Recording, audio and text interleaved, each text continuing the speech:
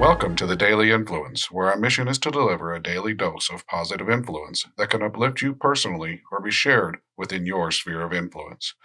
While not every episode may directly apply to your unique circumstances, we strive to provide insights and inspiration relevant to most people's daily, weekly, and monthly lives. Whether you are tuning in during the morning, noon, or night, the Daily Influence is here for you. Listen, share, and embrace the power of influence in your life. Hey everybody, Brian Smith here with the I and Team series and your Daily Influence. Today we are going to talk about empowering to inspire. And as we move into topics that focus more and more on what our third book, which is coming out June 4th, Responsible Influence, Build the I and Team, we're going to be focusing a lot about how do you empower yourself and others in a way that inspires them to be individual, to be positive, and to be responsible, and to do those things within whatever area of influence you find yourself. As with everything we do here at the I and Team series and at IA Business Advisors, we like to build on a foundation of SMART, or a SMART foundation. Remember, it's specific, measurable, attainable, realistic, or relative, and timely. So to build on understanding how to empower to inspire, we need to first define empowerment and inspiration. To empower individuals is giving them the tools, the confidence, and the freedom to achieve the potential within their specific area of influence. Now, you may or may not define that. You may only be part of that. But if you are part of somebody's area of influence and you are part of the empowerment or inspiration sequence within that area, you have to give them what they need. You have to give them support. You got to give them the tools. You have to uplift them through positive communication. You have to allow them to be free to do that which they are responsible for. And when they make mistakes, you have to help them use those through empowerment and inspiration to improve from those, to use them as lessons. And the role of inspiration is not just empowering them, but giving them a vision and a model of what is possible. To inspire is to show them not only where they're going, but help them to realize it mentally, emotionally, that it's attainable. And when you can do that, you can inspire them. You can use stories, experience, and it's through that inspiration that you begin to build empowerment for them, confidence for them. The connection between empowerment and inspiration is mutual reinforcement. When you can inspire them to move forward, when you can inspire them to reach different places that are an improvement of where they've been, and you build within that this positive feedback loop of support and encouragement, you get this feedback loop that begins to mutually reinforce each other. Through their success, you will continue to want to inspire them. Through their success, you will feel successful and you will want to empower them. Sharing stories along the way, examples of people, organizations within your area of influence that have empowered and inspired you can help contextualize what it is you're doing. It can actually help contextualize inspiration. If you can't clearly do that with words, you can share a story and share the emotion you got from that story, how it inspired you, and people will begin to connect with what you're trying to do. And as you empower others, you have to encourage autonomy, allowing them freedom to make the decisions. Let them take responsibility. Guide them through the challenges they have and turn them into positives and into improvement.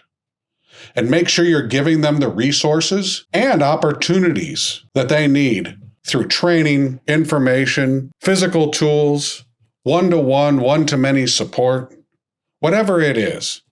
Provide those resources, provide the opportunities for them to stay autonomous, to succeed in their responsibility, and to learn as they move through those things. And accountability comes into play, and turn that accountability for whatever it is into a positive. And as you do this, you'll be building a supportive environment, a culture where values not only are foundational, but they grow, they spread. The risk-taking that can be taken, the success that they feel will give them confidence. As that confidence grows, they'll take more risks. And yes, through taking those risks, you might see challenges, and through those challenges, you might see and have to provide accountability. But if you do that in a mindset of positivity, where we're trying to improve continuously, then we're always learning from those opportunities. And you turn failure into an opportunity and an advantage for you and your teams. And the role of leadership in empowering and inspiring is doing it by example. You set the tone, which means when you yourself find yourself challenged, when you yourself find yourself missing a beat, the accountability that you show for yourself is positive and rewarding and improving, just like you expect from others. And you keep those lines of communication going. Always open, always encouraging, always looking for dialogue, always giving constructive feedback. Looking for ways to be positive, to inspire, and to help you all grow, not just individually as one, but as a team. Recognize and reward. As you move through the milestones of whatever it is you're doing, as you get through those SMART goals and those SMART tactics, acknowledge the effort, celebrate the achievements, motivate and inspire for them to do it again and again and again. And when you have those challenges, when you get that resistance, you get skepticism, you get pushback, you get people who won't engage. Pull them out of that. You have to build their trust levels up. And if you keep hitting the same roadblocks over and over again, and you are that common denominator, you might have to look at yourself and say, why is it when I'm involved that I find this same roadblock or challenge? Look for the common denominators in those issues. It could be a person, it could be a process, it could be a procedure, it could be technology. Look for common denominators. That's your resistance. And if it's you, you're going to have to get self-reflective and become intelligent about your own issues first, because you can't be your best and inspire and motivate others if you're not doing it first for yourself. And then once you get that momentum going, keep it going. Keep people motivated by recognize and reward. Set those small milestones, those small goals, so that you have things to celebrate along the way to ultimate success. Use the goals. And if you have a lot of people, create empowerment workshops, create little training sessions, develop feedback mechanisms where you can implement regular and constructive feedback systems that help you improve and help them improve and the team improve. Make sure that you're measuring along the way. Find success indicators. Whatever area of influence and whatever it is you're doing, there is some way to measure your effort and how you can use that measurement to empower and inspire for the next phase, the next moment.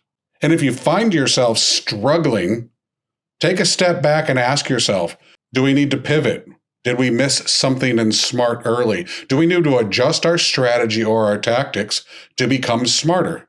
What part of the specifics, measurements, what part of attainability changed or timeliness? But the only way to do that is to adjust the strategies, improve your empowerment by allowing for people to give that feedback and to challenge along the way. Make sure that you encourage listening to learn. Do so yourself, but when you are speaking, make sure people are also listening to you. Ask those questions that are needed to be asked to reinforce that they are hearing what you hope they're hearing and that the context is as it should be. And if it's not, find out why. Always give the resources needed so people can listen to learn. Lack of distraction, the ability to focus, environments where they can listen and understand. And finally, it's really important to maintain empathy through this process. As you work through empowering and inspiring others, you have to understand that humans take a lot with them. As we enter into any area of influence, whatever goal or task we're doing, we bring with us whatever was immediately preceding that or whatever is in our foundation. Empathy helps us to understand these blocks that individuals might have and helps us move them through those blocks, turn them into something that we can grab onto and improve, and discuss what the future looks like. Always keep in mind for yourself and for them, why are you doing what you're doing? What's at the end of this path? What's at the end of this journey? It could be a short journey of a one-day project, multi-day, multi-week, multi-month, or even multi-year project. But what does it look like? And how does each milestone look along the way? And as you do that, discuss how each individual's future will be influenced by that path, what it will do for them and what they get. And you will see them embrace that empowerment, feel more empowered themselves, and you will inspire them. Hope you enjoyed today's podcast.